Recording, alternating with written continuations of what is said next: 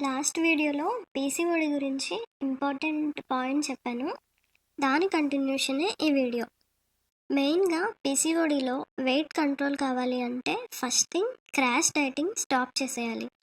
Starving చేస్తే body danger మోడ్‌లోకి వెళ్ళిపోతుంది. అప్పుడు ఇంకా ఫ్యాట్ స్టోర్ చేసేసుకుంటుంది. అందుకే ఎప్పుడు కూడా పీసీఓడిలో స్లో చేంజెసే పవర్ఫుల్. అంటే నువ్వు పీసీఓడి తగ్గించుకునే ప్రాసెస్ అంటే ఆ జర్నీ స్టార్ట్ చేస్తున్నప్పుడు ఫస్ట్ 3 బేసిక్ హ్యాబిట్స్ అలవాటు చేసుకోవాలి. అందులో ఫస్ట్‌ది టైంకి ఫుడ్ తినాలి. మనలో చాలామంది అసలు మనం టైంకి ఫుడ్డే తీసుకోం.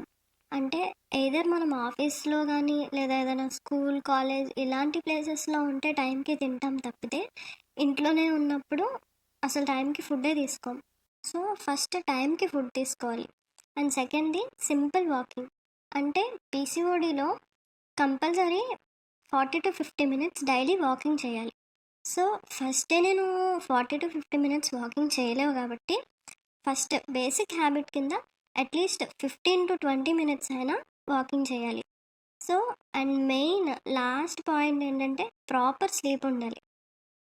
Proper sleep is very important for PCOD. So, ఈ 3 బేసిక్ హ్యాబిట్స్ నువ్వు అలవాటు చేసుకుంటే, ఇవి హార్మోన్స్‌కి సేఫ్టీ సిగ్నల్స్ ఇస్తాయి ఫస్ట్. సో, వెయిట్ ఇమ్మీడియేట్‌గా తగ్గకపోయినా మైండ్ కామ్ అవ్వడం, ఎనర్జీ కొద్దిగా పెరిగినట్టు అనిపించడం, ఇలాంటి పాజిటివ్ సైన్స్ తెలుస్తాయి. సో, ఈ సిరీస్‌లో అప్‌కమింగ్ వీడియోస్‌లో నేను ఈ చేంజెస్‌ని ప్రాక్టికల్‌గా స్టెప్ బై స్టెప్ షేర్ చేస్తాను. మీరు కూడా ఫాలో అవ్వండి. సో, మీ డౌట్స్ ఏమైనా ఉంటే కామెంట్స్‌లో అడగండి. మెయిన్‌గా పీసీఓడీని తగ్గించుకోవాలి అంటే ఫస్ట్ బాడీతో ఫైట్ చేయకండి. అంటే వెయిట్ ఎక్కువ ఉన్నాను, ఖచ్చితంగా వెయిట్ లాస్ అవ్వాలి అని స్ట్రెస్ పెంచేసుకుని బాడీతో ఫైట్లు చేసేసి అంటే హెవీ ఎక్సర్సైజ్ చేసేసి ఇలాంటివి చేయకండి. ఎప్పుడు కూడా బాడీతో ఫైట్ చేయకూడదు. బాడీకి సపోర్ట్ ఇవ్వాలి.